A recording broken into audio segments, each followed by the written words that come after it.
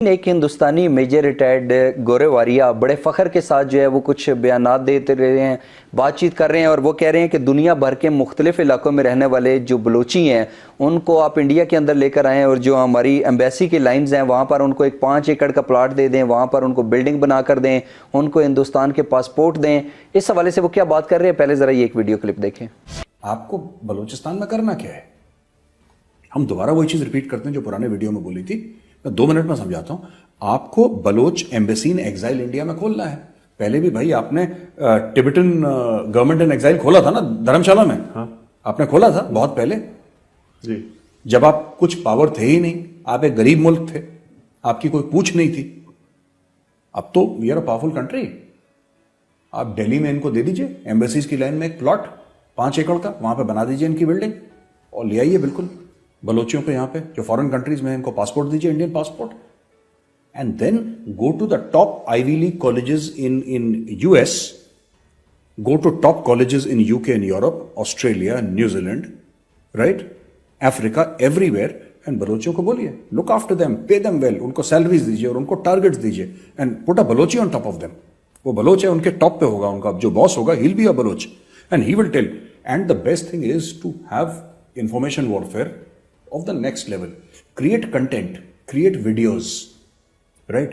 बलूचिस्तान से वीडियो मुझे भी आते हैं, उसके पीछे म्यूजिक लगा रहता है, आधी चीज सुनाई नहीं देती, right? Professionally made videos, professionally made documentaries on Balochistan. There is so much material, right? And उसके साथ आपको जो उनको ट्रेनिंग देनी है, तरबियत दीजिए आपको।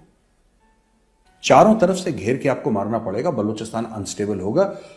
जिस दिन बलूचिस्तान टूटेगा, पाकिस्तान से एक अलग मुल्क बनेगा, that day.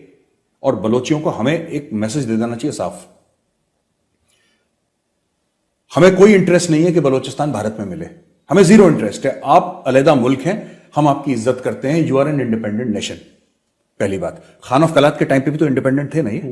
Balochistan is an independent nation. Balochistan और भारत में से बड़ा भाई कोई नहीं है। अगर मैं एज एन इंडियन बोलूं कि नहीं भारत बड़ा भाई और बलोचिस्तान छोटा है, आई एम सॉरी, दोनों बराबर के भाई हैं, राइट? जब तक आप बलोचियों का हाथ नहीं पकड़ेंगे, वो क्या कर सकते हैं बेचारे, वो तो खून बहा ही रहे हैं अपना।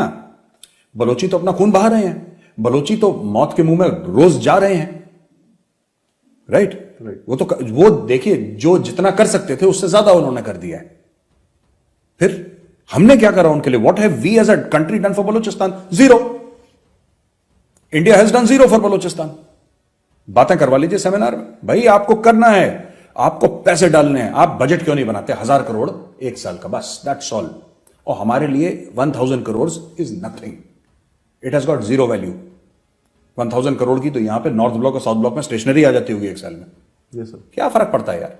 आपने अलग से बजट बनाइए, आप उनको ट्रेन करिए। और बलोच बच्चों को जब मैं ट्रेन कह रहा हूं, मैं ये नहीं कह रहा कि सिर्फ हथियार की ट्रेनिंग दीजिए आपको, आप उनको कंप्यूटर साइंस की ट्रेनिंग दीजिए, आप उनको इंडिया लाइए, आप उनको इंडिया लाइए। इंडिया लाने के बाद आप उनको यहां की यूनिवर्सिटीज में पढ़ाइए, आप उनको अपने सिस्टम में इंटीग्रेट करिए और फिर उनको बोलिए कि बेटा वो बलूचिस्तान एम्बेसी इन एग्जाइल है, राइट? वहां पे जाओ। आप चाणक्यपुरी में पूरी एम्बेसीज हैं, क्या फर्क पड़ता है? सरकार को एक प्लॉट दे दीजिए 5 एकड़ का, वहां पे बना दीजिए शानदार सी building, Balochistan embassy in exile. और दुनिया को बोलिए कि हम पाकिस्तान से, we declare independence from the state of Pakistan. हम पाकिस्तान हैं ही नहीं, हम बलोच हैं, हम बलोच हैं। हम एक मुल्क बनेंगे, आजाद मुल्क बनेंगे। वो कौन सा हिंगलाज माता का मंदिर है? yes. वहां पे yes. Balochi Muslims have died to protect that temple. Am I right? Yes sir, they call it नानी का मंदिर। हाँ, वो हिंगलाज माता का जो मंदिर है, बलोची मुसलमान मर गए उस मंदिर को प्रोटेक्ट करने के लिए। They have given their lives and what are we doing for the Baloch? हमने क्या कर दिया? लेक्चर दे दिया हमने। मुदाखलत की बात करते हैं, ये क्लिप आपने भी देखा, तो इस पर आपका क्या रद्द अमल है? देखिए, पाकिस्तान के साथ तो एक दुश्मनी है, पाकिस्तान को तबाह बर्बाद करना चाहते हैं, ये उनकी कोशिश है। अगर भारत के अंदर मुसलमानों के साथ उनका सलूक बहुत भी अच्छा होता तो पाकिस्तान के साथ तो दुश्मनी फिर भी चली रही थी। सो इसका वो इशू नहीं है। इसमें 2 चीजें हैं नोट करने वाली। एक तो इनकी दीदा दलेरी जी, कि जो कुछ भी ये कर रहे हैं हमें पता है, हमारे लोग ये बात इतनी नहीं करते, लेकिन उनका हर फर्ज जो है वो बड़ा दिलेरी से बरमला इज़हार कर रहे हैं मीडिया के ऊपर। जी, 4-5 साल पहले मोदी ने 15 अगस्त को लाल किले की सीढ़ियों पे खड़े होकर ये कहा था कि जनाब अब तो बलूचिस्तान भी हमसे मदद मांग रहा है, गिलगित यानी दूसरे बल्तिस्तान का लफ्ज़ों भी में कहा उनकी था मदद कर रहे हैं। जी। आज़ाद कश्मीर वाले भी हमसे मदद मांग रहे हैं, गिलगित बल्तिस्तान भी मांग रहा है, हमसे लोग राब्ते में हैं, खत लिखते हैं। यानी उसने ये सारा एतराफ़ खुद किया और फिर उनके वज़ीर दिफा ने भी ये बात की और मुख्तलिफ सतह पे अजीत दोवल जो उनका नेशनल सिक्योरिटी एडवाइजर है, उसके लेक्चर्स, उसकी टॉक्स जो है वो हमें इंटरनेट पे भी मिल जाती हैं, मुख्तलिफ जगहों पे। उन्होंने कोई इसको छुपाया नहीं हुआ, वो बिल्कुल खुले बंदों ये बात करते हैं कि जनाब हम बलूचिस्तान में ये करेंगे। अब चीज ये है कि जहां वो बेवकूफ हैं, जहां वो हमाकत कर रहे हैं, जहां इस जोश में कि हम बड़े हैं, हमारी ताकत है, ये एक एरोगेंस उनके अंदर एक मौजूद है जिसकी वजह से ये फजूलियात बोलते हैं। लेकिन ये जितनी बातचीत है ये ठीक है, हमें बलूचिस्तान में ये दहशतगर्दी थोड़ी बहुत होती है, उसका हम कुछ ना कुछ हम तोड़ करेंगे। लेकिन जहां वो हमाकत कर रहे हैं, जहां वो बेवकूफी कर रहे हैं बहुत ज्यादा, वो ये है कि बलूचिस्तान में ऐसा कोई तहरीक तो नहीं है। जी। अगर ये एम्बेसी खोले वहां पे बलोचों की, मिल जाएंगे बलोच जो बाहर बैरून मुल्क बैठे हुए हैं, उनमें से कई हैं जिनका रोजगार नहीं है, उनको भारत पैसे देता है और वो इस तरह के काम शाम करते हैं। उसमें ब्रह्मदाग भुक्ती और अरबियार मरी फहरिस्त है। नवाब अफकलात भी भागा हुआ, वो भी वहां पे है। तो जब 5-6 लीडर जिनकी दाल नहीं गल रही थी यहाँ पे, वो बाहर बैठे हैं और उनके कुछ ना कुछ जो लॉयल उनके कबीले के लोग होंगे उनके जरिए ये काम करवा देते हैं। लेकिन ये है कि वो मजे में है, उनको खर्चा मिलता है, वो भारत की ख्वाहिशात के मुताबिक को बयान भी दे देते हैं। अब उनसे मिलके अगर ये यहाँ पे कोई एम्बेसी खोल दें तो पाकिस्तान भी एम्बेसी खोल दे।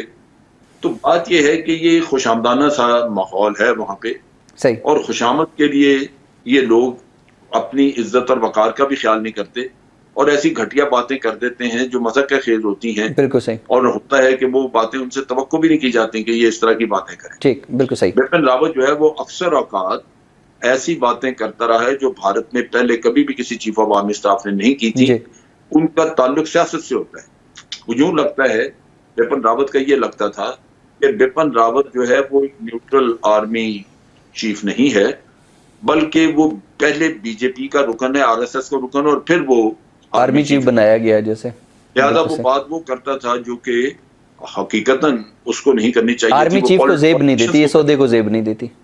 तो वो इसी चीज को, इसी फसल को काट के तो उस पे वो अपना आज वो उसका फायदा उठा रहे हैं।